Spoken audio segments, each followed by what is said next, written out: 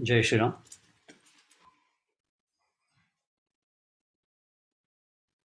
श्री ज्ञानेश्वरी भावदर्शन अध्याय पुन्हा तत्त्वम असी, त्यातल्या त्वम पदाचं विवेचन करणाऱ्या शेवटच्या अध्यायामध्ये किंवा याच्यामध्ये 3 प्रकारचे योग सांगितलेले आहेत. ध्यानयोग, हठयोग आणि साम्ययोग अशा अध्याय क्रमांक 6 मध्ये आपण मागच्या वेळेला प्रवेश केला होता.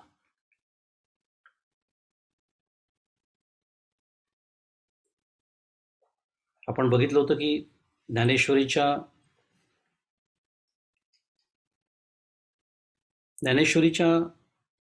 चुकलं, भगवद्गीतेच्या श्लोकामध्ये जो उल्लेख नाही संजयाचा, तो माऊलींनी या अध्यायाच्या सुरुवातीला आणलेला आहे. आपण मागच्याला खूप छान विचार केला होता. खूप सुंदर आपली कथा रंगली होती ज्ञानेश्वरीची म्हणूया. आणि आजही तुम्ही सगळेजण ऑनलाईन आणि प्रत्यक्षामध्ये बरेच जण उपस्थित आहात ही कथा पुन्हा ऐकण्यासाठी. ही आपल्यावर असलेली माऊलींची कृपाच आहे असं मी मानतो. आणि हे मानण्याला सबळ पुरावा आहे, आधार आहे, हे आपल्याला आजच्या वाचनामध्ये लक्षात येईल. एवढ्या प्रस्तावनेसह आपल्या उजळणीकडे आणि वाचनाकडे वळूया.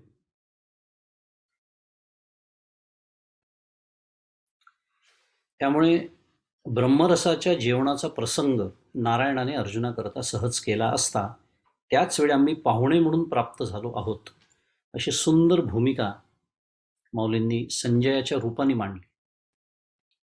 मी जसं म्हणालो मागच्याला, आपल्याला जरी विस्मरण झालेलं असलं तरी माऊलींना झालेलं नव्हतं की अर्जुनाबरोबर अजून 2 श्रोते आहेत या भगवद्गीतेचे, जे आपल्या शुद्ध मराठीमध्ये लाईव्ह ऐकत होते भगवद्गीता. तर त्या दोघांना पुन्हा माऊलींनी त्यांचं स्मरण आपल्याला करून दिलेलं आहे. पण शिकण्यासारखं त्याच्यात एवढंच आहे की इतकं सुंदर वर्णन संजयने केलं की जणू काही आपण पाहुणे म्हणून त्या पंक्तीला हजर राहिलो आहेत. आणि म्हणून आपल्याला अतिशय सुंदर त्या ब्रह्मरसाचं जणू काही मिष्टान्न, ते जेवण आपल्याला मिळणार आहे. पण असं जरी असलं तरी धृतराष्ट्राने त्याला ताबडतोब जमिनीवरती आणलेलं आहे. काय की हे असलं काही तू मला सांगू नको, कारण मी तुला विचारतच नाही. आता हे माऊलींनी का घेतला असा हा प्रसंग, ह्या पुढच्या ओव्या वाचल्यानंतर असं लक्षात येतं, कदाचित तो विचार असावा. आणि त्याचं सुतोवाचच जणू काही माऊलींनी या पहिल्या 1-2-4 ओव्यांमध्ये केलेलं आहे. ज्ञानेश्वरीचा अधिकारी सांगणं सुरू आहे. ऐकतात एक दोघं जण. याचा अर्थ काय आहे? आपण सुद्धा ऐकू शकतो, पण आपण खरंच ऐकतो आहे का, हा प्रश्न आहे. आणि त्याच पद्धतीचं वर्णन पुढच्या ओव्यांमध्ये येणार आहे. पण पुढच्या ओव्या वाचल्यानंतर लक्षात येतं की माऊलींनी अशी सुरुवात का केली असावी अध्यायाची, का म्हणून संजय आणि धृतराष्ट्र या 2 साधकाच्या भूमिका आपल्यासमोर आणल्या असतील. आता संजय आणि धृतराष्ट्राची कथा सोडून द्यायची, ही माझीच कथा आहे का असं कुठेतरी तपासून सारखं बघावं लागतं. मी संजय आहे, मी संजयाच्या जवळ आहे का मी धृतराष्ट्राच्या जवळ आहे, याचा अभ्यास आपल्याला या ओव्यांच्या माध्यमातून करायचा आहे. आणि हा प्रसंग माऊलींनी ताणलाच आणि अतिशय सुंदर वर्णन या अध्यायाच्या विवेचनाचं सुरू केलेलं आहे. 6व्या अध्यायाचा प्रसंग मोठ्या चातुर्याचा आहे. तो क्षीरसमुद्रातून अमृताचा विशेष निर्माण झालेला आहे. 6वा अध्याय गीतेच्या अर्थाचं सार आहे, जे विचाररूपी समुद्राचे पैलतीर आहे. अष्टांग योगाच्या ऐश्वर्याचे जणू कोठार उघडले आहे, वगैरे वगैरे वगैरे. आपल्या भाषेत शुद्ध मराठीत पुन्हा खूप मार्केटिंग माऊलींनी केलेलं आहे या अध्यायाचं. आणि पुढे माऊलींनी आता ज्या अध्यायाचं वर्णन मी कसं करणार आहे, ही जी कथा सुरू आहे श्रीकृष्ण अर्जुनाची, आपल्या शाश्वत हिताची कथा, आपल्या जीवनाचं तत्वज्ञान सांगणारी कथा, की 5,000 वर्षानंतर सुद्धा आजही 21व्या शतकात सुद्धा, पुन्हा मराठी शब्द फार आठवतात, तितकीच रेलिव्हंट असलेली, आपल्याला आजही तितकीच ती जीवनाला लागू पडणारी, जीवनाभिमुख असं ते तत्वज्ञान, अशी ती कथा म्हणूया आता, आत्ताचे शब्द वापरायचे झाले तर. कशी आहे हे माऊली आपल्याला सांगणार आहेत त्यांच्या शब्दामध्ये. आणि ते सांगताना माऊलीने 13व्या अध्यायात म्हटलं होतं, 13व्या ओवीत म्हटलं होतं, की तो अध्याय 6वा, परी साहित्याची या बरवा सांगिजेल म्हणून परिसावा चित्त देऊनी.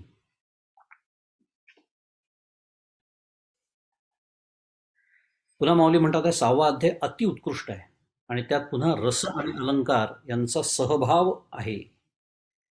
सहभाव आहे म्हणजे काय? या दोन्ही गोष्टीचा मिलाफ आहे सुंदर, या दोन्ही गोष्टींचा अतिशय सुंदर उपयोग करून घेऊन या साहित्याच्या सौंदर्याने तो सांगितला जाणार आहे, म्हणून श्रोत्यांनी चित्त देऊन तो ऐकावा. आता आपण थोडं कल्पना करू शकतो की त्या काळी तसा विचार केला तर मनोरंजनाची साधनं पण फार कमी होती. एक एक खूप गोष्टी, have to put things in perspective. आपल्याला या गोष्टी आज आपल्याला इतक्या लक्षात नाही येत अशा पटकन, पण त्या काळी इंटरनेट नव्हतं, त्या काळी टी व्ही नव्हता, त्या काळी मोबाईल नव्हता, त्या काळी ते जाऊ द्या, साधा मायक्रोफोन नव्हता, म्हणजे बा एखादा कार्यक्रम आहे आणि तिथे माईक म्हणजे ऑडिओ सिस्टम ज्याला म्हणतो त्याची सोय केली, असं काहीच नव्हतं. मनोरंजनाची साधनं फार थोडी होती. त्यामुळे आणि कितीही नाही म्हटलं तरी प्रत्येक श्रोत्याचा अधिकार वेगळा असतो. प्रत्येक जण अगदी पूर्ण तत्वज्ञानाचा अधिकारी नसतो आणि म्हणून पाठ सगळ्यांना सांगितला जात नाही. पाठ हे सगळ्यात वरचं प्रबोधनाचं स्तर आहे किंवा साधन आहे म्हटलं. असं म्हणतात की शंकराचार्य पाठ सांगायचे का? कारण त्यांचे समोर बसलेले इतके अधिकारी होते की ते पाठाचेच अधिकारी होते आणि त्यांचे शिष्य कसे होते याचं वर्णन आपण त्यांच्या चरित्रात ऐकत आहोत. ज्यांना थोडं 2-3 मिनिटं तत्वज्ञान समोरचा जर सांगायला लागला आणि ते लांबायला लागलं तर त्यांचा जीव कासावीस होतो. त्यांच्यासाठी प्रवचन आहेत. थोडंसं कुठेतरी एखादा विनोद, कुठेतरी शुद्ध मराठीत आपण याला असं म्हणतो असं बोलणं, कुठेतरी अंतःकरणात थोडीशी जागा करून घेणं, म्हणजे मग आपल्याला जे भरायचं आहे ते भरता येतं. असं थोडंसं जिथे एक आजूबाजूचा विचार केला जातो. अगदी विनोद जरी नाही तरी हलकी फुलकी एखादी गोष्ट, कथा, प्रवचन, पण तत्वज्ञानाचा भरपूर त्याच्यामध्ये प्रभाव असतो. तेही ज्यांना झेपत नाही, की ज्यांना तत्वज्ञान अगदीच औषधासारखं पाहिजे, थोडंसं जेमतेम, आणि बाकी माल मसाला भरपूर हवा, त्यांच्यासाठी मग कीर्तन असतं की ज्याच्यामध्ये संगीताचं हे असतं. आणि संगीताचा तसाही खूप परिणाम कुठल्याही श्रोत्याच्या मनावरती होतो. संगीताचा तो उपयोग आहेच, पण कीर्तनात संगीताबरोबर अनेक गोष्टी असतात. आता हे सगळं मला आठवण्याचं कारण असं की माऊली जेव्हा इथे म्हणतात आहे की रस आणि अलंकार यांचा सहभाव ज्याच्यात आहे किंवा साहित्याच्या सौंदर्याने तो सांगितला जाणार आहे, तर माऊली या सर्व श्रोत्यांच्या अंतःकरणाचा विचार करतात आहे. माऊली आहेत ती. हवं तर नुसतं तत्वज्ञान सांगता आलं असतं आणि ज्ञानेश्वरीच्या 2 खंडापेक्षा ऐवजी एवढ्याच खंडात काम झालं असतं. पण समोरचे बहुतेक अर्ध्याधिक श्रोते कदाचित उठून गेले असते, आपल्याला कल्पना नाही. म्हणजे सगळ्यांचा हा विचार करून की थोडी सात्विक मनोरंजन ज्याला म्हणतात, मनोरंजनच असतं ते, पण ते सात्विक असतं, तर त्याचाही थोडासा अंतर्भाव करून जेणेकरून चित्त आकृष्ट राहील लोकांचं. उद्देश तो आहे. म्हणजे त्याचा उपयोग फक्त चटणी, कोशिंबीर, लोणच्या एवढाच करायचा आहे.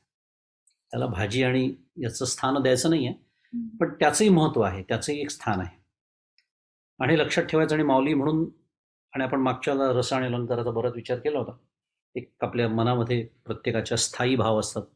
आपल्या मनाचा, भावनांचा शास्त्र ज्याचा अभ्यास केला जातो ते हे शास्त्र, साहित्यशास्त्र. त्या स्थायी भावाला उद्दीपित करण्यासाठी रसांचा उपयोग होतो, त्याच्यातनं नवरस निर्माण झालेले आहेत. त्याच्यानंतर शब्दाचं, अर्थाचं किंवा दोघांचंही सौंदर्य वाढवण्यासाठी एक पद्धतीची रचना केली जाते. खूप सुंदर आहे. आता माझ्याकडे वेळ नाही सांगायला, पण इतक्या सुंदर रचना ज्या आजकाल आपल्याला ऐकायला मिळत नाही, कारण आजकालच्या कवितांचा जो दर्जा आहे त्याच्याबद्दल न बोललेलं बरं, रामकृष्ण हरी.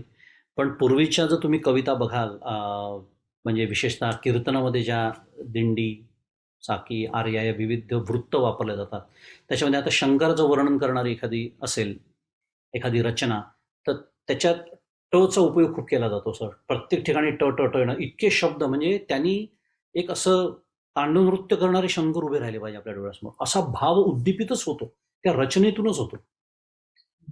अशा खूप रचना आहेत, मी तुम्हाला खूप उदाहरणं देऊ शकतो, पण आपल्याला आता पुन्हा वेळेअभावी तिकडे सगळं जाता नाही येणार. पण मुद्दा असा की हे आपल्या मनावरती बिंबावं की किती अलंकार आणि रसानं महत्व आहे, की त्यांनी कसं ते भाव जागृत होतात. आता शंकराचं वर्णन करायचं आणि मिळमिळीत वर्णन शब्द वापरले किंवा मिळमिळीत रचना केली तर ते शंकर कसे वाटतील ना? शंकर म्हटल्यानंतर तेजस्वी, तर ते वर्णन करणारे शब्दही तसे असले पाहिजे, त्याची रचना तशी असली पाहिजे. त्या सगळ्याचा काय म्हणूया, त्या सगळ्याचं भान ठेवून माऊली म्हणतात आहेत की मी आता तुम्हाला ती कथा सांगतोय. आणि हे सांगताना अतिशय प्रसिद्ध ओवी 14 क्रमांकाची, काय आत्मविश्वास माऊलींना आपल्या, आणि अभिमान आपल्या प्राकृत भाषेचा, की माझा मराठाची बोल कौतुके परी अमृतातही पैजा जिंके ऐसे अक्षरे रसिके मेळविन. अमृतातही प्रतिज्ञेने जिंकू शकेल अशा गोडीच्या बाबतीत असा हा माझा मराठीचा बोल, म्हणजे माझी मराठी भाषा, तिला मी रसालंकारयुक्त शब्दांची योजना त्याच्यामध्ये करीन, असं माऊली म्हणतात. आणि मग जे अतिशय सुंदर साहित्यिक वर्णन माऊलींनी मागच्याला सुरू केलं, तिथे आपण येऊन थांबलो होतो. आणि एक सुंदर कविकल्पनाच म्हणूया त्याला, माऊलींनी मांडली होती. आणि खूप शिकण्यासारखं आहे, की बोललो होतो आपण मागच्याला, की संतांचं अंतःकरण सुद्धा संवेदनक्षम असतं. संत म्हणजे आपण ज्याला कोरडे ठणठणीत पाषाण असं जसं म्हणतो, तसे ते नसतात. फक्त एकच आहे, ती जी संवेदन क्षमता आहे, ती जी भावनांची कोमलता आहे, ती ते कुठे वापरतात, हा प्रश्न आहे फक्त. डेटा सायन्स उदाहरण आठवलं एक सध्या चर्चेचा विषय. डेटा सायन्स हा एक विषय आहे, पण तो वापरायचा कुठे हा प्रश्न आहे. डेटा सायन्सचे जे फंडामेंटल प्रिन्सिपल्स आहेत, ते तुम्ही हेल्थ डोमेनला लावता का फायनान्सला लावता, म्हणजे अप्लाइड ज्याला म्हणता येईल थोडक्यात. तसं संतांचं हे जे कोमल अंतःकरण आहे, या ज्या भावना आहे, ते संवेदनक्षम अंतःकरण आहे त्यांचं, हे कसं आपल्या लक्षात येतं, तर माऊली कवी कल्पना करते. काय? सर्वप्रथम तर माऊली म्हणाल्या की कोमलपणाच्या मानाने या गायनातील निरनिराळ्या रागांचे स्वर देखील कमीच कोमल दिसतील, पहिलं वर्णन. दुसरं, ज्या शब्दांच्या आकर्षणाने फुलांच्या सुगंधाचे आकर्षण मोडेल. पुढे म्हणतात, ऐका श्रोते हो, काय एक सुंदर कल्पना करतात आहे, की शब्दातील रसाळपणाच्या लोभाने कानातच जणू जिव्हा निर्माण होते. कारण रसाळपणा म्हटल्याबरोबर कोणतं इंद्रिय आपल्या समोर येतं? जीभ. पण ऐकणार येतं कान आहे, म्हणून कल्पना अशी केलेली आहे की कानातच जिव्हा जणू काही निर्माण होतील आणि रसाळ शब्दांवरील हक्काविषयी इंद्रियांमध्ये परस्परात भांडण लागेल. या शब्दांवर हक्क कोणाचा? कारण ऐकण्याचं काम तर एकमेव एकच इंद्रिय करू शकताय, मग बाकीच्या इंद्रियांचं काय? जणू काही त्यांच्यात भांडण सुरू होईल की त्यांनाही ते रसपान करायचं आहे. आणि एक लक्षात ठेवा, आपण जे 9 रस बोललो, त्यातल्या रसाबद्दल बोलत नाही आहोत, इथे ब्रह्मरसाबद्दल बोलतो. आणि अगदी ह्याच पद्धतीचा एक अभंग तुकाराम महाराजांचा मागच्याला आपण बघितला होता, त्याची आठवण करूया. तुकाराम महाराज अगदी हेच म्हणतात की माझ्या इंद्रियांचे लागले भांडण, माझ्या इंद्रियांशी लागले भांडण, म्हणतील कान रसना धाली, करीती तळमळ हस्तपाद भाळ, नेत्रांशी दुष्काळ पडिला थोर. म्हणजे काय? म्हणतील कान रसना धाली, धाली म्हणजे ते संतुष्ट झाले, तृप्त झाले. कोण? कान आणि रसना. का? पुन्हा विषय तोच आहे, कारण मुख जे आहे, रसना नावाचं जे इंद्रिय आहे, वाणी, जीभ ज्याला म्हणतो आपण, ती भगवंताचं नाम घेऊ शकते. गोड गोड गोड तुझे नाम, आई का हो कान, आहे ना वर्णन सगळं आपलं कीर्तनामध्ये ऐकलेलं आहे. मुद्दा असा आहे की हे 2 इंद्रिय संतुष्ट झाले, पण बाकीचे तळमळ करतायत. कोणते? गुण, गाय, मुख, हस्तपाद, तळमळ, भाळ, इतके सगळे तळमळ करतात आहेत. म्हणून महाराज म्हणतात आहे काय? गुणगाय सुख ऐकनी कान, आमुचे कारण तैसे नव्हे, असं इतर इंद्रिय म्हणतात आहे की मुखाने गुणगान भगवंताचं करतायत, कानांना ऐकायला मिळत आहे, आमचं काय? म्हणून महाराज पुढे असं म्हणतात की दर्शने फिटे नेत्रांचा तो पांग. भगवंता एकदा दर्शन दे, मला सगुण दर्शन दे, म्हणजे माझ्या डोळ्याचे सुद्धा पांग फिटतील, जेथे ज्याचा भाग घेतील ते. म्हणजे उरलेली जी इंद्रिय आहे, समजा आता कपाळ आहे, ते भगवंताच्या पायावरती डोकं ठेवता येईल, टेकवता येईल, वगैरे वगैरे. तुका म्हणे ऐसे करी नारायणा, माझी हीच वासना ऐसी आहे. त्यातला वासना जो शब्द आहे ना, तो फार महत्वाचा आहे. कारण ही कवी कल्पना आहे, आपण बोललो, पण मगाशी आपण जो विषय पाहत होतो की संतांचं जे कोमल अंतःकरण असतं, या त्यांच्या भावना असतात, त्यांची जी प्रतिभा असते, त्यांची जी बुद्धी असते, ते सर्व ते याच विषयाला फक्त वाहिलेली असते. हा त्याच्यातला मुद्दा आहे. म्हणून महाराज म्हणतात आहे की माझी वासनाच तशी आहे. आता आपली वासना कशी आहे प्रत्येकाला खूप चांगलं माहिती आहे. खूप चांगलं आहे, ती दिसत नाही दुसऱ्याला, नाही तर फार महान गोंधळ उडाले असते जगामध्ये.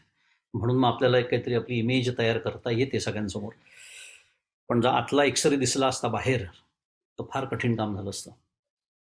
मुद्दा असा की त्यांची वासनाच तशी आहे, आणि म्हणून ते कल्पना सुद्धा तशीच करतात. त्यांच्या कल्पनेचे विषयही तेच असतात. त्यांचा विषय तो झाला नारायण.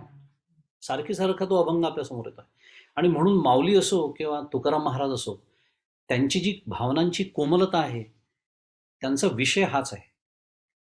आणि म्हणून माऊली पुढे म्हणते की शब्दातील रसाळपणाच्या लोभाने कानातच जणू जिव्हा निर्माण होती,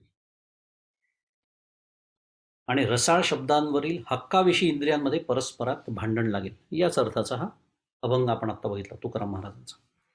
पुढे 17 क्रमांकाच्या ओळीत माऊली म्हणाल्या की वस्तुस्थितीने शब्द हा तर कानाचा विषय आहे, पण जिव्हा म्हणेल की हा रसविषय आमच्या मालकीचा आहे, नाकाला त्या शब्दात सुगंध असल्याची जाणीव होईल, त्यामुळे नाक देखील आपला हक्क सांगणारच.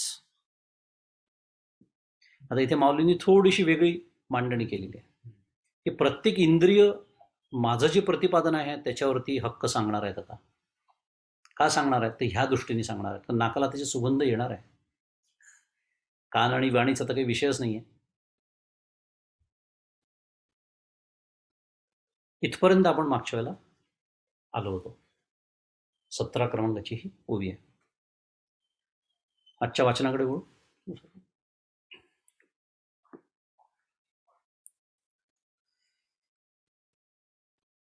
नवल बोलतीये रेखेची वाहणी, देखता डोळ्याही पुरो लागे धणी, ते म्हणती उघडली खाणी रूपाची. आता तेच वर्णन सुरू आहे. कथा आपली मागच्या पानावरून पुढच्या पानावरती जाते आहे. माऊलींचं तेच वर्णन अजून सुरू आहे. आता डोळा या इंद्रियाबद्दल बोलतात आहे की आश्चर्य असे की बोलण्यातील सुंदर व रेखीव अशी शब्दचित्रांची ओळ बघितल्यानंतर डोळ्यांची ही इच्छा पूर्ण होऊ लागेल, व ते डोळे म्हणतील की ही तर रूपाची खाणच उघडली. काय वर्णन आहे पहा, की बोलण्यातील सुंदर व रेखीव अशी शब्दचित्रांची ओळ. आपल्याला त्याच्यात थोडंसं सूचना पण आहे बरं का. जेव्हा असं प्रतिपादन होत असतं ब्रह्मरसाचं, तेव्हा कसं ऐकावं. ते सुंदर शब्दचित्रांची सुंदर व रेखीव ओळ आपल्या डोळ्यासमोर जणू काही उभी राहिली पाहिजे. जणू काही म्हणजे थोडक्यात सर्व आपल्या इंद्रियांचे कान करून ऐकणं असं ज्याला म्हणतात, कारण शेवटी क्रिया ऐकण्याचीच आहे. येणारा पुढे तोच विषय. म्हणूनच मी मगाशी बोललो, सुरुवात प्रस्तावना अशी केली की भाग्यवान आहोत आपण सगळेजण की आपण इथे पुन्हा ज्ञानेश्वरीच्या अभ्यासाला उपस्थित आहोत. आणि ही नुसती कवी कल्पना नाही आहे, त्याच्यामध्ये फार मोठं सत्य दडलं आहे, जे माऊली आपल्यासमोर अलगद उलगडणार आहेत आता पुढच्या काही ओव्यांमध्ये. पण म्हणून मी एवढं सगळं बोललो की ऐकताना किती लक्षपूर्वक ऐकावं. प्रवचन जेव्हा आपण ऐकतो, कुठलंही वेदांत तत्वज्ञान म्हणा किंवा परमार्थ प्रांतातलं जे काही आपण ऐकतो म्हणा, वाचतो म्हणा, करतो म्हणा, किती एकाग्रता असली पाहिजे. बघूया आपण, खूप आहेच तो विषय. जेथ संपूर्ण पद उभारे, तेथ मनची धावे बाहिरे, बोल भुजाही आविष्करे आलिंगावया. आता चाललोय आपण मार्मिकतेकडे चाललोय. मला म्हणतात आहे की आता हे झालं इंद्रियांचं. पुढे म्हणतात आहे, जेव्हा अनेक वर्ण एकत्र होऊन संपूर्ण पद उभारले जाईल. म्हणजे आता वर्ण एकत्र झालं, पद पूर्ण झालं, अर्धचरण झालं, पूर्णचरण झालं, ओवी पूर्ण तयार झाली, तेव्हा मनच त्याला पाहण्यासाठी बाहेर धावेल आणि शब्दातील कोमल भाव पाहून त्याला आलिंगन देण्याकरता बाहूंनाही इच्छा होईल. काय वर्णन आहे, माऊलीच करू जाणे फक्त असं वर्णन. फार सुंदर. आणि अजून एक गोष्ट आपण बारकावा किंवा एक वस्तुस्थिती लक्षात घेऊया की ज्ञानेश्वर महाराज आता बसले आहेत एकांतात कुठेतरी जाऊन. खूप उन्हाळा आहे म्हणून एसी लावलेला आहे. थोडंसं सुचत नाही म्हणून थोडंसं संगीत संतूर बिंदू लावलाय त्यांनी. अलेक्सा किंवा हिला काहीतरी ऑर्डर दिली आहे बसल्या बसल्या, तिने ते म्युझिक लावून दिलेलं आहे त्यांना. आलं असेल गाडी कुठे जाते, असलं काहीही तिथे नव्हतं. ते सांगतायत आणि सच्चिदानंद बाबा लिहून घेत आहेत. कल्पना करा, या गोष्टी आपण विसरून जातो कधी कधी. हे विसरायचं नाही आहे की कोणत्या परिस्थितीमध्ये ज्ञानेश्वरी जन्माला आलेली. मुद्दा असा आहे की आपण जेव्हा बोलतो एखादी गोष्ट, विशेषतः एखाद्या गहन विषयावरती आपण जेव्हा बोलत असतो, तेव्हा आपण कल्पना करू शकतो की आपण आपल्या मनातल्या विचारांना आकार देत असतो शब्दांच्या माध्यमातून. दुसऱ्याच्या अंतःकरणापर्यंत ते पोचवायचे असतात आपल्याला. आता ह्या पार्श्वभूमीवरती हा अर्थ मी पुन्हा वाचतो. अनेक वर्ण होऊन जेव्हा पद उभारले जाईल, कारण माऊली पदांची रचना करते शुद्ध मराठीत ऑन द फ्लाय, तेव्हा मनच त्याला पाहण्यासाठी बाहेर धावेल. कारण त्यांच्या मनातूनच ते विचार बाहेर प्रकट होतात शब्दातून. अर्थ काय आहे की श्रोत्यांनी सुद्धा ऐकल्यानंतर त्याचंही मन बाहेर यावं आणि जणू काही त्यांनी त्यांच्या भावने त्याला आलिंगन द्यावं, अशी इच्छा त्या भाऊंना होईल. माऊली म्हणतात, ऐसी इंद्रिये आपुला लिया भावी, झोंबती परितो सरिसेपणेची बुझावी, जैसा एकला जग चेववी सहस्त्र कर. याप्रमाणे सर्व इंद्रिये आपापल्या विषयांच्या भावनेने, प्रत्येक इंद्रियाचा विषय वेगळा असतो, शब्द स्पर्श रूप रस गंध, त्या विषयाला तोच, त्या इंद्रियाला तोच विषय फक्त ग्रहण करता येतो. पण असं जरी असलं तरी सर्व इंद्रिय आपापल्या विषयांच्या भावनेने या शब्दाला झोंबतील. पण माऊलींच्या मुखातून तर फक्त शब्दच येतात आहेत, पण सगळी इंद्रिय या अर्थाने त्याला जाऊन झोंबतील. परंतु तो एकटा शब्द सर्वांची निराशा न करता सर्वांना सारखे समाधान देईल, जसा 1000 किरणे असलेला एकटा सूर्य जगाला जागे करतो. मुद्दा तोच आहे, कारण आतला जो ज्ञानसूर्य आहे माऊलींचा, तो प्रकाशतोय या शब्दातून. मुद्दा तो सुरू आहे. आता किती सुंदर आहे, म्हणजे कितीही याच्यावर किती पैलूंनी विचार करू शकतो आपण एकाच ओवीवरती. हाच दृष्टांत का घेतला असेल माऊलींनी? किती सुंदर दृष्टांत आहे की हजारो, सूर्य एकच आहे पण त्याची हजारो किती कोट्यावधी किरणं असतील, मोजता सुद्धा येणार नाही, इन्फायनाईट, अगणित. पण सगळ्या जगाला एकच सूर्यप्रकाश जसा देतोय, तसं हे एकच शब्द जे बाहेर पडतात आहेत ते या 5ही इंद्रिय जाऊन त्याला झोंबू शकतात. सगळ्यांचं, तो कोणाचीही निराशा करणार नाही, सगळ्यांचं समाधान करणार. कारण काय, पुन्हा मुद्दा काय सुरू आहे, हा विषय, हा इंद्रिय, त्याच्या मागचं हे मन, ते भाऊ, इथं कवी कल्पना सोडून द्यायचा. महत्वाचं काय आहे, कॉन्टेंट. शुद्ध मराठीत पुन्हा काय सांगितलं जात आहे आणि कोण सांगताय, कशाबद्दल सांगताय, येणार आहे तो विषय पुढे, म्हणून मी सांगतोय हे सगळं वर्णन माऊली का करते. आणि आता पुढे म्हणतात आहे ज्ञानेश्वर महाराज, तैसे शब्दाचे व्यापकपण देखीजे असाधारण, पाहतया भावज्ञा फावती गुणचिंतामणीचे. आता फार सुंदर अर्थ इथे परमपूज्य खंदारकर महाराजांनी केलेला आहे की असाधारण म्हणजे इतर शब्दात न दिसणारे धर्म. म्हणजे माझ्या जे शब्द आता माझ्या मुखातून बाहेर पडणार आहे त्याच्यात असे विशेष धर्म आहेत की जे इतर कुठल्या शब्दांमध्ये तुम्हाला आढळणार नाहीत. आणि आणि व्यापक म्हणजे स्पर्श रूप रसगंध या विषयांना व्यापणारे असे जाणावे.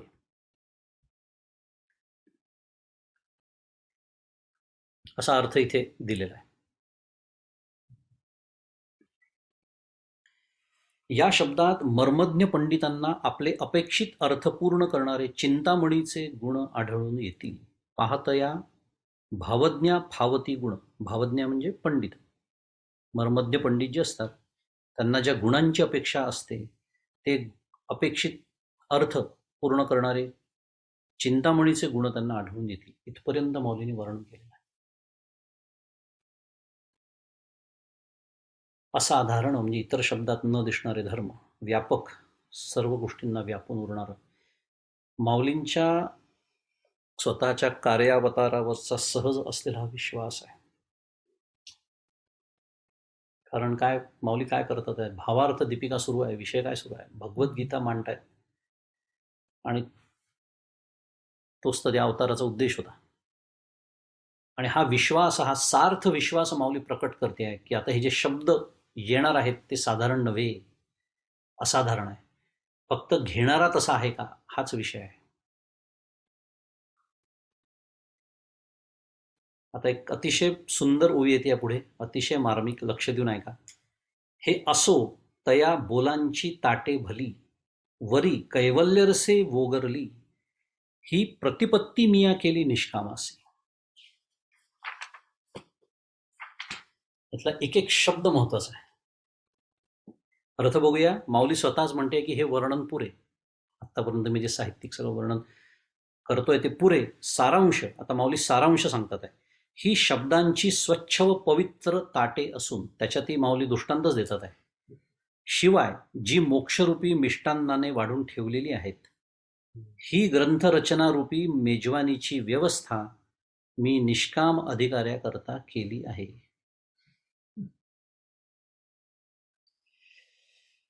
अर्धी पंगत उठून गेलेली आहे.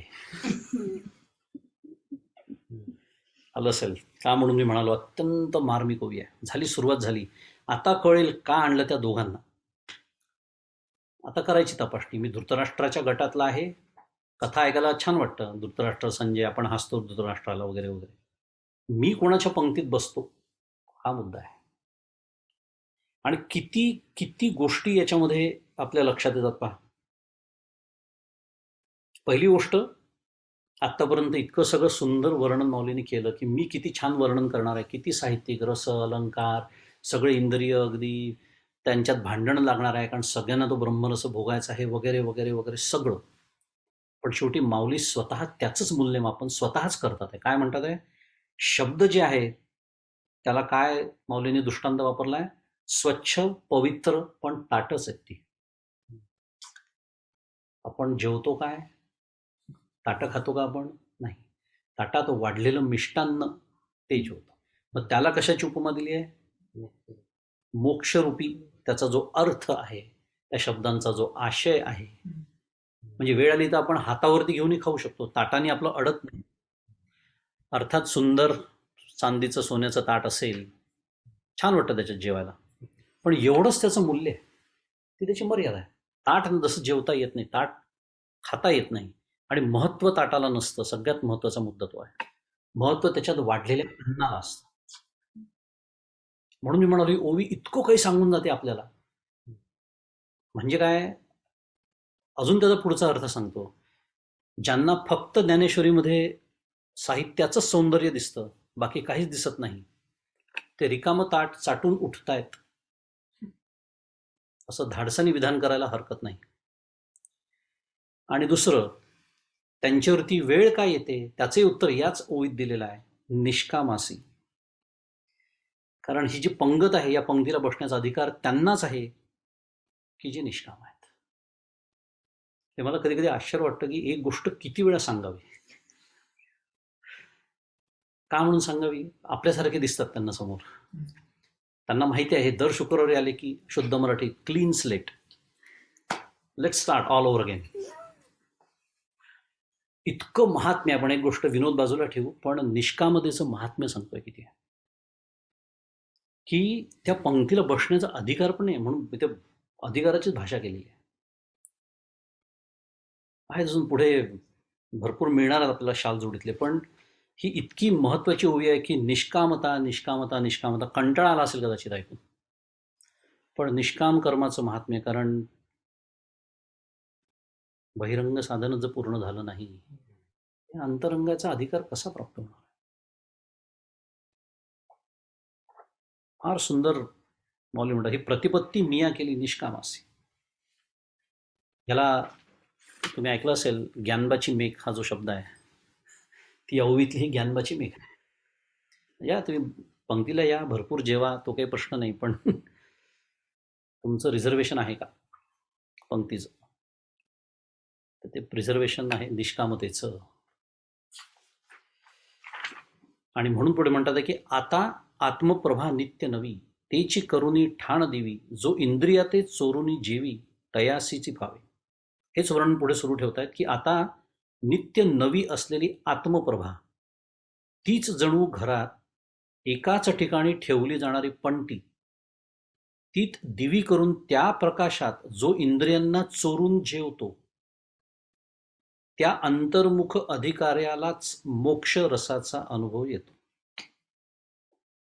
जर मगाशी कळलं नसेल कोणाला निष्कामता वगैरे, तर पुन्हा एकदा सांगतात वेगळ्या शब्दामध्ये. उलट जाऊ आपण, मोक्ष रसाचा अनुभव घ्यायचा. आता पंक्तीला बसलोय आपण असं गृहीत धरू समजा, तो कोणाला येतो? तर अंतर्मुख अधिकाऱ्याला येतो. अंतर्मुख कोण होऊ शकतो? जो निष्काम आहे. गडबड तिथेच आहे ना. आणि तोच तरतो, अंतर्निष्ठ तितके तरले. त्यामुळे तो आहे. आणि मग तो काय करतो? तर जणू काही ही जी आत्मप्रभा, म्हणजे हे आत्मा ब्रह्म आपलं जे स्वरूप आहे, जणू काही त्याच्या प्रकाशामध्ये इंद्रियांना चोरून तो जेवतो. किती सुंदर रूपक केलेलं आहे माऊलींनी. इंद्रियांना चोरून जेवतो म्हणजे काय? तिथे इंद्रिय चालत नाही, तिथे कोणीच चालत नाही. आता ब्रह्मरसाचा तो आनंद जर भोगायचा असेल तर तिथे फक्त ती आत्मप्रभाच असते. म्हणून तिथे इंद्रियांना चोरून घ्यावं लागतं. म्हणजे काय? थोडक्यात या इंद्रियांच्या पलीकडे, मनबुद्धीच्या पलीकडे असलेलं ते तत्व आहे. आणि असा जो अंतर्मुख असतो, जो तिथपर्यंत पोहोचू शकतो, त्यालाच मोक्षरसाचा अनुभव येतो. आणि त्याच्यातही पुन्हा वर्णन करताना म्हणतात, ही आता आत्मप्रभा नित्य नवी. नित्य नवी. मला आजच बायकोने विचारलं, कालची भाजी आज चालेल का? म्हणजे जेवणच आहे, पण जसं त्या भाजीला जी समस्या आहे, किंवा कुठले माझ्या आवडता पदार्थ जर मला रोज खाऊ घातला तर माझं काय होईल, तसं ह्या आनंदाचं नाही. ही जी आत्मप्रभा ही नित्य नवीच आहे. म्हणून त्याला निरतिशयता आनंद म्हटलेलंच आहे. अवीट आनंद सुद्धा आहे. त्याला अवीट शब्द वापरतात. कधीच त्या आनंदाचं वीट येत नाही, असा तो आनंद आहे.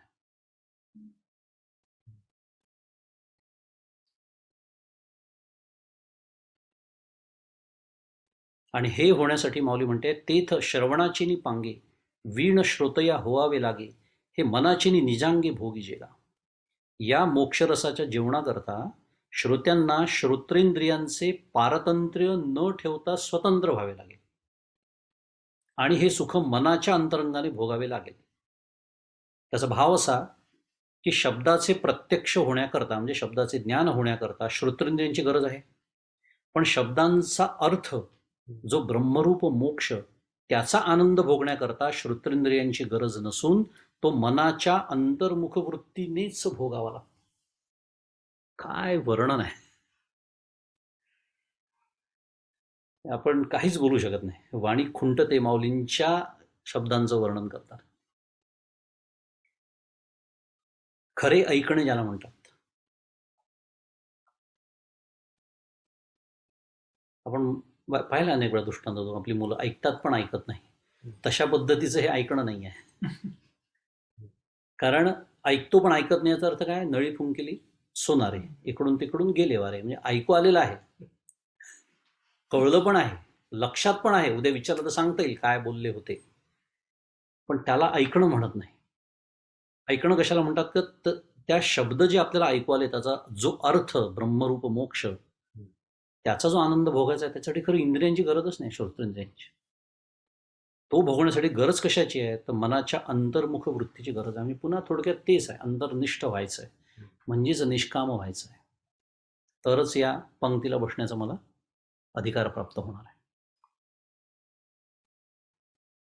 आहाच बोलाची वालिफ फेडीजे आणि ब्रह्मचियाची अंगा घडीजे मग सुखेसी सुरवाडीजे सुखाची माझी.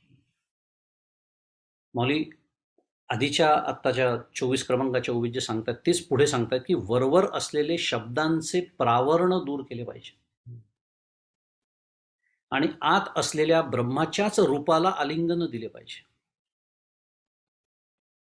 ब्रह्म ह्या अर्थाशी एकरूप झाले पाहिजे. म्हणजे मग फार सुंदर शब्द येतो आता, शब्द श्रवणजन्य सुखासह ब्रह्मसुखातच राहून व्यापक रूपाने आनंद भोगता येतो. अप्रतिम वर्णन आहे, तुम्हाला सांगतो. हाच बोलाची वालिफ फेडीचे, शब्दांचं प्रावरण म्हणजे एक काय म्हणतात त्याला, शब्दांचं टर्फल दूर करायला हवं आणि त्यातला आतला जो ब्रह्मरसाचा दाणा आहे त्याच्यापर्यंत पोचता आलं पाहिजे. म्हणून मगाशी म्हणजे म्हणालो की ज्यांना फक्त शब्द सौंदर्यच ज्ञानेश्वरीत दिसतं ते दाणा टाकून टर्फलं खातात असा त्याचा दुसरा अर्थ आहे. कारण स्वतः ज्ञानेश्वर महाराज म्हणजे या ग्रंथाचे लेखक जर सांगत असतील की हा ग्रंथ मी का लिहिला आणि याच्यातनं काय घेणं अपेक्षित आहे, हे तो केची नानापरी निरोपिले ग्रंथ विस्तारी वगैरे वगैरे 18व्या अध्यायात पण एक ओवी येते. याच अर्थाच्या ओव्यात चालू.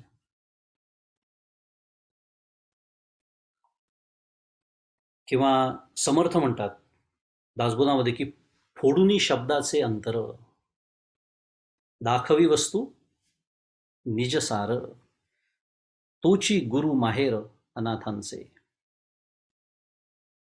परवा कोणीतरी मला प्रश्न विचारला होता की गुरु आणि सद्गुरूंमधला फरक काय, आपल्या कार्यक्रमातच विचारला होता. तेव्हा आपण सांगितलं होतं की अज्ञानाचं आवरण जो दूर करतो त्याला सद्गुरू म्हणतात. एवढी एकच व्याख्या सद्गुरूंची फक्त, बस.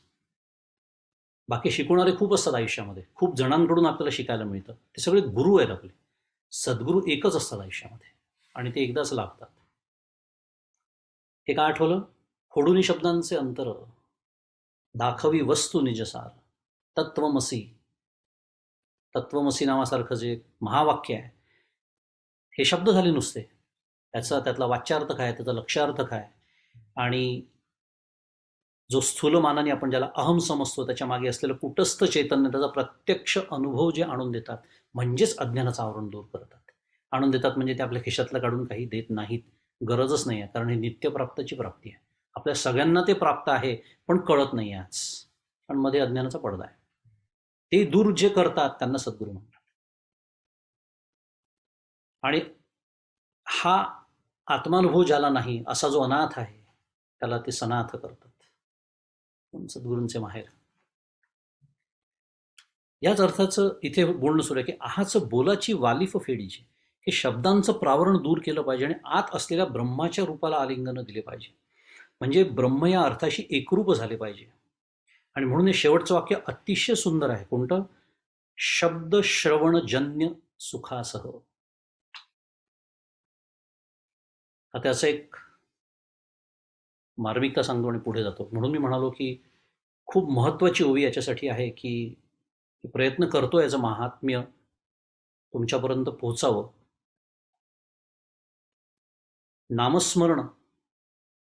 नामस्मरणाचं महात्म्य परमपूज्य काका जेव्हा समजून सांगतात साधकाला, तेव्हा काका एक वाक्य सांगतात, त्याची मला आता आठवण झाली, अत्यंत लागू पडतं इथे. ते नामस्मरणामागची जी भूमिका डॉक्टर काका मांडतात तेव्हा हे म्हणतात की ज्या क्षणी नाम त्या क्षणी ब्रह्म. काय म्हणतात आहे काका? ज्या क्षणी नाम त्या क्षणी ब्रह्म. म्हणजे काय की आता मी नाम घेणार, मग नाम घेऊन काहीतरी होणार, मग मला ब्रह्म या तत्वाचं नाही. उदाहरण करू, एखादं उदाहरण घेऊया व्यवहारातलं, म्हणजे कळेल किंवा पटेल.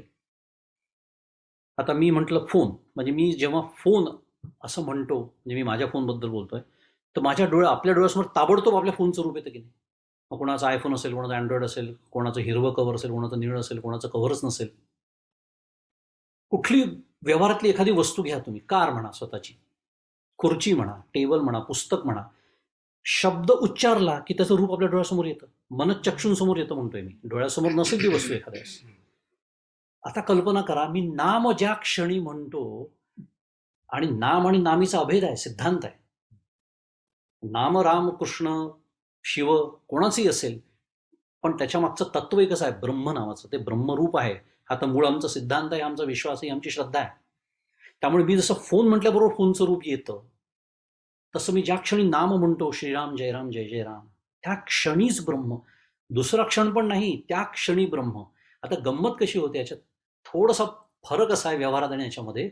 व्यवहारामध्ये फोन माझ्याहून वेगळा असतो, इथे मीच राम आहे. करा आता कल्पना. डॉक्टर काका जेव्हा म्हणतात की ज्या क्षणी मी नाम घेतो त्या क्षणी ब्रह्मच, आणि या भावासह नामस्मरण करून पहा, काय दर्जा येतो पहा नामस्मरणाला. नाही तर मग चालू आहे ते टेप रेकॉर्डर काय आणि माझी तोंडातली जीभ काय. कारण इतकं ते यांत्रिक म्हणजे मेकॅनिकल झालेलं असतं की ती तिचं काम करत असते, आणि मला जिथे भरकटायचं असतं तिकडे मी भरकटायला मोकळा असतो. कारण कळलेलंच नाही नामस्मरणाचं महात्म्य काय. आणि म्हणून नाम जप वेगळा आणि स्मरण वेगळं. म्हणून मी नामस्मरण शब्द वापरतो आहे. याच्यामध्ये हे स्मरण अपेक्षित आहे. तसं मी माझ्या मुलाचं नाव घेतलं की ताबडतोब माझ्या डोळ्यासमोर मुलगा येतो, तसं मी नाम घेतलं की ताबडतोब ब्रह्मच. आता ब्रह्म निर्गुण निराकार आहे, ते डोळ्यासमोर नाही येऊ शकत, आणि ते येणार नाही कारण तेच मी आहे. गडबड तिथे होते, हे समजण्यातच आयुष्य जातं.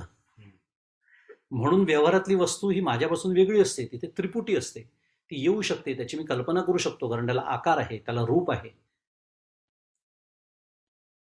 आणि म्हणून थोडं ही जी कठीणता आहे, ही जी डिफिकल्टी शुद्ध मराठीत आहे, ही जी गॅप आहे, हे जे अंतर पडत आहे, हे कमी करण्यासाठी म्हणून त्या निर्गुण निराकाराला आणून बसवला. ते हे परब्रह्म उभे विटेवरी. आता सोपं झालं. आता मी नाम घेतलं की निदान मला ती मूर्तीत आठवावी. म्हणून उलट गेलं तर सगुणाची आधारे निर्गुण पाहिजे निर्धार. किती सुंदर आहे शास्त्र, अप्रतिम शास्त्राचं. हे वापरलं तसं त्याचे ज्या मार्मिकता, त्याची रहस्य एकदा कळली ना, तर साधनेत सुद्धा खूप मजा येते. कारण येणाऱ्या पुढे विषय हा माझ्याच आनंदासाठी सुरू आहे सगळं, हे महत्वाचं आहे. आणि पुन्हा मी दुसऱ्या कोणासाठी परमार्थ करत नाही. परमपूज्य डॉक्टर काका, मी माझं काही सांगत नाही, दरवेळेला हे सांगता नाही ध्रुवपद सारखं सारखं, काकाच बोलतो. आणि ठणठणीत सांगतात काका, ना देवासाठी करत ना गुरूंसाठी करत. हे काकांचं वाक्य प्रवचनातलं रेकॉर्डेड. मग कोणासाठी करतोय? माझ्या आनंदासाठी. म्हणजे कशासाठी? स्वरूपानुभूतीसाठी. कारण सच्चित आनंद हेच तर स्वरूप आहे माझं. आणि हे जर लक्षात असेल तर मला सांगा, काबर विषय आपलं मन बाहेर धावेल नामस्मरण करताना, हे लक्षात राहत नाही, मग सगळी गडबड होते. इतकं महात्म्य या ओवीचं आहे 25 क्रमांकाच्या, आपण आत्ता जी पाहिली. कारण शब्द श्रवणजन्य. मी शब्द जेव्हा नामस्मरण करतो, मी जेव्हा नाम माझ्या मुखाने घेतो, तेच मी श्रवण करतो. करायला हवं, आग्रह आहे परमपूज्य काकांचा. जे नाम मी घेतो ते ऐकलं च पाहिजे म्हणतात काका, च लावतात. आणि मग त्याच्या जन्य म्हणजे त्याच्यातून जन्माला आलेलं जणू काही ते सुख म्हणजे प्रत्यक्ष स्वरूपच. आणि मग ब्रह्मसुखातच राहून व्यापक रूपाने त्याचा आनंद भोगता येतो. हे आहे नामस्मरणाचं महात्म्य. हे आहे तत्वचिंतनाचंही महात्म्य. कशाचं? फक्त ते लक्षात राहिलं पाहिजे.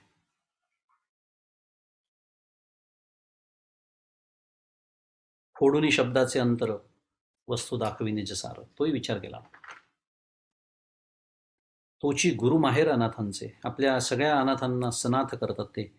ऐसी, आता पहा किती छान, इतकं सगळं सांगून किती सुंदर उभी त्या पुढे. ऐसे हळुवारपण जरी येईल. आता हा सगळा हळुवारपणाचा प्रांत आहे. तरीच हे उपेगा जाईल, येरवी आगवी गोठी होईल, मुक्या बहिरी यांची. काही सांगायचं ठेवलंच नाहीये की असा अंतर्मुखपणा जर येईल तरच माझ्या ग्रंथाचा उपयोग होईल. आता काय सांगायचं राहिलं आहे? शुद्ध मराठीत ब्लॅक अँड व्हाईट मध्ये सांगितलेलं आहे, निस्संदिग्ध शब्दात सांगितलेलं आहे. कुठेही आता मला असं वाटलं याचा अर्थ आहे, कुठेही गोंधळच नाही ठेवलेला आता माऊलीने. आता स्पष्ट बोलतात आहे, असाच अंतर्मुखपणा येईल तरच माझ्या ग्रंथाचा उपयोग होईल, नाही तर मुक्याने सांगावे आणि बहिऱ्याने ऐकावे, अशी ही संपूर्ण गोष्ट होईल.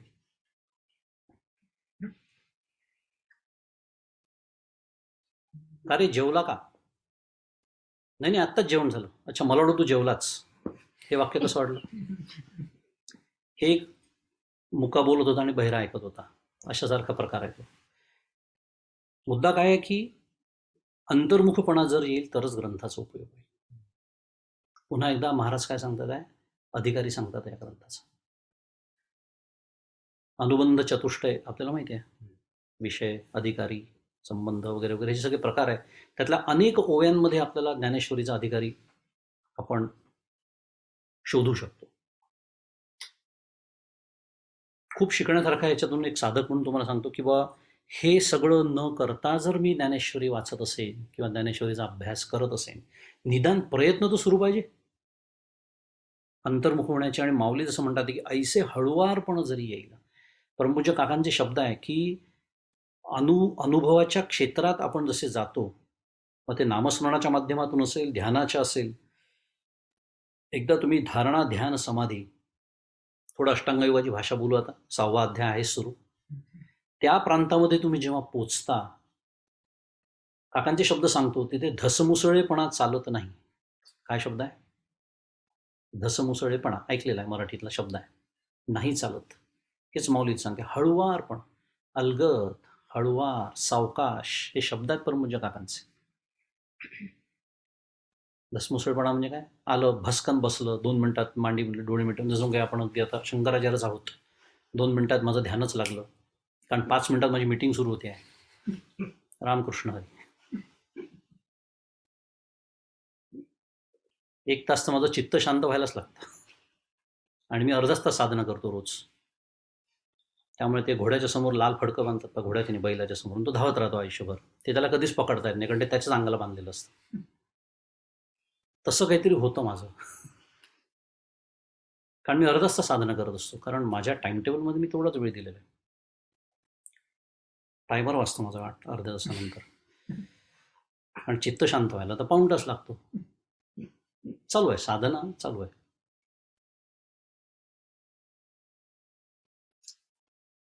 परी ते असो आता आघवे, न लगे श्रोतया ते कडसावे, जे अधिकारी येथ स्वभावे निष्काम काम. आता माऊली शेवटी माऊली आहेत म्हणून आपण त्यांना माऊली म्हणतो. त्यांना जाणवलं थोडंसं की बहुतेक थोडं कठोर बोलणं झालं अधिकारी सांगता सांगता. ते म्हणतात आहे, परंतु आता ते सर्व असो, श्रोते अंतर्मुख आहेत किंवा नाहीत हा विचार करण्याची आवश्यकता नाही, कारण येथे सहजच निष्काम परब्रह्माची इच्छा करणारेच अधिकारी श्रोते आहेत. आता कळलं असेल तुम्हाला मी प्रस्तावना अशी का केली, की आपण सगळेजण इथे जमलो आहोत पुन्हा एकदा ज्ञानेश्वरीच्या श्रवणाला. आपण भाग्यवान श्रोते आहोत, याबद्दल काहीच वाद नाही. निष्काम परब्रह्माची इच्छा करणारे श्रोते तर नक्कीच आहोत आपण. माऊली आपल्याला अजून पुढे जाऊन त्यांच्या सहृदय त्यांनी अधिकारी पण म्हणतात आहेत. जीही आत्मबोधाची या आवडी केली स्वर्ग संसाराची कुरुंडी, तेव्हा वाचुनी येथींची गोडी नेणती आणेक. काय ओव्यात तुम्हाला सांगतो. ज्यांनी आत्मसाक्षात्काराच्या गोडीने स्वर्ग आणि इहलोक यांना आत्मसाक्षात्कारावरून ओवाळून टाकले आहे, अशा विरक्ता वाचून दुसरे लोक या परमार्थाची गोडी जाणू शकत नाही.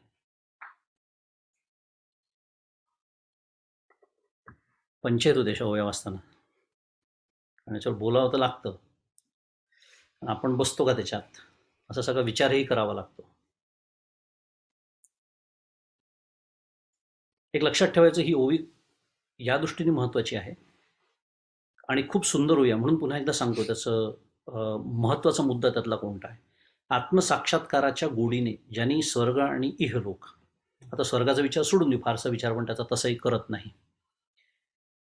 म्हणजेच नरकाचंही करत नाही.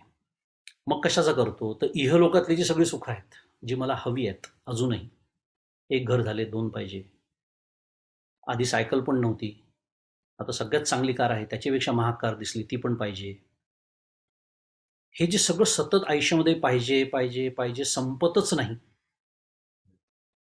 आज डायरेक्टर झालो, सिनियर डायरेक्टर झालोच पाहिजे, होईल न होईल भाग वेगळा, त्या विषयाकडे आत्ता मला जायचं नाही. पण हे जे पाहिजे हे जे आहे, हे तोच ओवाळून टाकू शकतो. कोण? मुद्दा तो आहे ज्याला आत्मसाक्षात्काराची गोडी कळली आहे. आणि दुसरं महत्त्वाचं आहे की वैराग्याची आपण जेव्हा ही बंधनं पाळतो, हे सगळं ऐकताना आणि साधना करताना, तेव्हा हा करण्याचा हा विवेक आहे. म्हणजेच विवेकाचा अर्थ काय आहे, हा होकारात्मक एक विचार आहे. कारण मी एकदा कोणाला तरी सांगितलं होतं, आठवत असेल, एकदा पूर्वीच्या काळी म्हणजे त्याला जवळपास 15-20 वर्ष झाली असतील. परमपूज्य काकांनी मी एकदा प्रश्न विचारला होता, की काका म्हटलं परमार्थामध्ये हे सारखं आपलं हे करू नका, ते करू नका, हे पाहू नका, ते पाहू नका, सगळं नन्नाचाच पाढा लावतात म्हटलं. सगळं हे नाही, ते नाही, नाही, नाही, नाही, नाही, नाही, ध्रुवपद नाही. तर थोडंसं शुद्ध मराठीत त्याला असं निगेटिव्ह टोन नाही का येत, असा प्रश्न होता माझा त्यांना. ताबडतोब काका म्हणाले, एक अर्धा क्षणीने जाऊ दिला. पण त्याच्या पाठीमागे एवढा मोठा पॉझिटिव्ह आहे ना म्हणाले. कोणता? तो आत्मसुखाचा. मला सांगण्याचा मुद्दा या ओवीच्या माध्यमातून हा होता, की आपण जेव्हा साधनेचा भाग म्हणून जेव्हा विरक्ती अंगी बाणवण्याचा प्रयत्न करतो, वैराग्य अंगी बाणवण्याचा प्रयत्न करतो, तेव्हा मी स्वाभाविकच माझ्या वासनेच्या विरुद्ध वागत असतो. रात्रंदिन आम्हा युद्धाचा प्रसंग तुकाराम महाराज त्याच्यासाठी म्हणतात. तर तो जो त्रास होतो मला, तर तो त्रास होऊ नये त्याच्यासाठी हा विवेक महत्वाचा आहे, हा विचार महत्वाचा आहे, की हे मी का करतोय. ही अशी छोटी छोटी सुख, जी छुटफुट सुख ज्याला म्हणता येते, की जी मला त्यांच्यावर अवलंबून ठेवतात आहे, कोणावर तरी, केव्हा तरी, कधीतरी मिळेल, मला हवं तेवढं तर कधीच मिळत नाही, हवं तसं मिळत नाही, हवं तेव्हा मिळत नाही, ही जी सगळी परतंत्र असलेली सुख आहे, त्यांचा मी आज त्याग करतो आहे. पण कशासाठी? मला एक मोठं घबाड मिळणार आहे, सुखाच्या बाबतीत मी स्वतंत्र होणार आहे, शाश्वत सुख, निरतिशय सुख, अवीट सुख मला मिळणार आहे, आत्मसुख ज्याला म्हणतात. आणि म्हणून त्याच्या गोडीनी या सर्व ती गोडी आत्मसाक्षात्काराच्या या गोष्टी तर मी त्याच्यावरून ओवाळून टाकतो. म्हणजे मी विचारपूर्वक त्यांना बाजूला करतो. असा जर नीट विवेक विचार नीट नसेल तर त्याला हेकांड पिसे असं म्हणतात, समर्थांचा शब्द आहे. हेकांड पिसे म्हणजे काय? वैतागातून आलेलं वैराग्य, किंवा विचार नसलेलं वैराग्य, परिस्थितीमुळे आलेलं वैराग्य, की जे किती दिवस टिकेल सांगता येत नाही, परिस्थिती बदलली तर पुन्हा ये रे माझ्या मागल्या. इतकं विचाराचं आणि विवेकाचं महात्म्य आहे.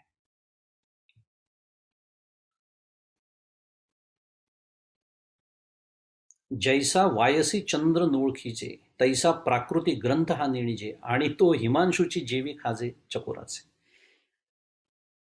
माऊली थोडंसं मध्येच त्यांनी आपल्याला अंजारलं गुंजारलं, पण पुन्हा येतात आहेत मूळ विषयाकडे.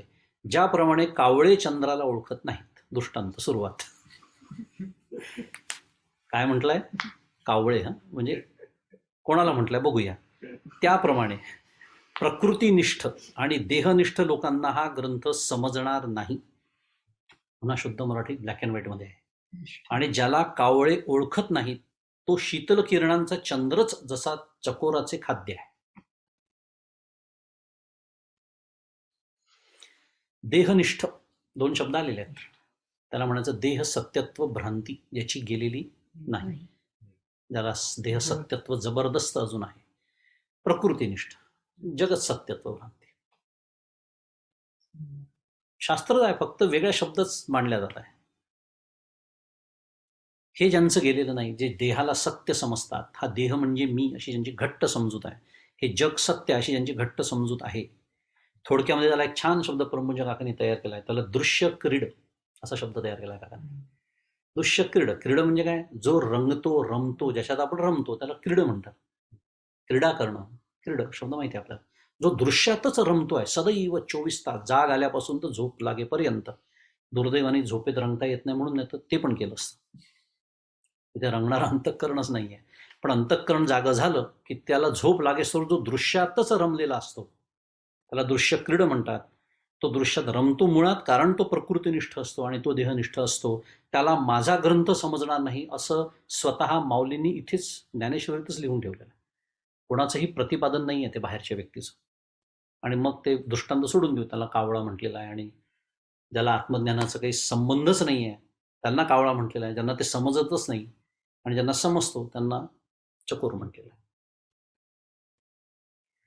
आता याचा दुसरा अर्थ असा आहे, महत्वाचा अर्थ, मला जरी ग्रंथ समजल्यासारखा वाटला, माझ्यासमोर बरेच जण बसलेत, ते हसतायत, ऑनलाईनवाल्यांना ती मजा येत नाही, आता मी काय करू. मला जरी हा ग्रंथ समजल्यासारखा वाटला तरी माऊलींच्या दृष्टीने तो मला समजला नाही असा होतो. अगदी स्पष्ट अर्थ आहे त्याचा. कारण मी जर या दोन निष्ठा ठेवून हा ग्रंथ वाचत असेन आणि याचा अर्थ करत असेन आणि अर्थ समजून घ्यायचा प्रयत्न करत असेन. आता गंमत त्याच्यात तीच आहे. कळेल न कळण्यासारखं काय आहे? ठीक आहे, ओवीचा अर्थ नसेल कळत कारण त्या काळचं मराठी फार वेगळं होतं, पण अर्थ तर दिलाय ना, खाली विवेचन दिलेलं आहे, ते तर कळू शकतं. पण कळणं आणि वळणं याच्यात खूप फरक आहे. आणि म्हणून माऊली म्हणतात आहे की हा ग्रंथ कळणार नाही. आत्ता हे जे सगळं वर्णन आपण ऐकलं सुंदर, शब्दांचं प्रावरण दूर करणं, त्यातल्या असलेल्या अर्थाच्या ब्रह्मरूपाला आलिंगन देणं, आता हे शब्द कळतात आहे. याच्यात एकही शब्द असा नाही की ज्याच्यासाठी मला शब्दकोश म्हणजे मराठी डिक्शनरी म्हणतो आपण त्याला, ती उघडावी लागते. शब्द कळतातच आहे सगळे, शब्द एकत्र आल्यामुळे अर्थही कळतोय. मग माऊली असं कसं म्हणतात की तो ग्रंथ कळणार नाही? ह्याला कळणं म्हणत नाही, असा अर्थ आहे त्याचा. शब्द कळले म्हणजे काय, टरफलापर्यंत पोचू शकलो, दाण्याचं काय.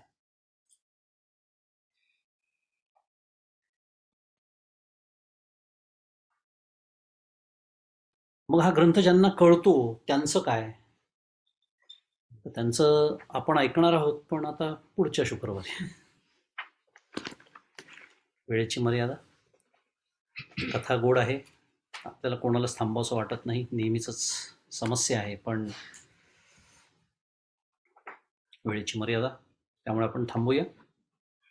आणि याच आनंदामध्ये, या स्मरणामध्ये आपण आज जे शिकलो, खूप काही शिकलो. मुख्यतः जे शिकलो, एक गोष्ट जर सांगायची झाली तर अधिकारी कोण आहे या ग्रंथाचा. आणि माऊली म्हणते तसा या ग्रंथाचा, हा ग्रंथ मला कळावा अशी जर मला खरी तळमळ असेल, आणि कळावा याचाच अर्थ त्याचा मला उपयोग व्हावा, नाही तर एखादी कादंबरी वाचली काय आणि ज्ञानेश्वरी वाचली काय, त्यात काहीच फरक राहणार नाही. असं माझं होऊ नये याच्यासाठी झडझडून वाहिला निघ, म्हणजे काय, अधिकार प्राप्तीसाठी प्रयत्न करायचे आहे.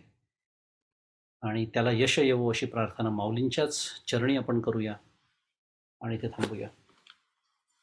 माऊली ज्ञानेश्वर महाराज की जय. गोपाल कृष्ण भगवान की जय.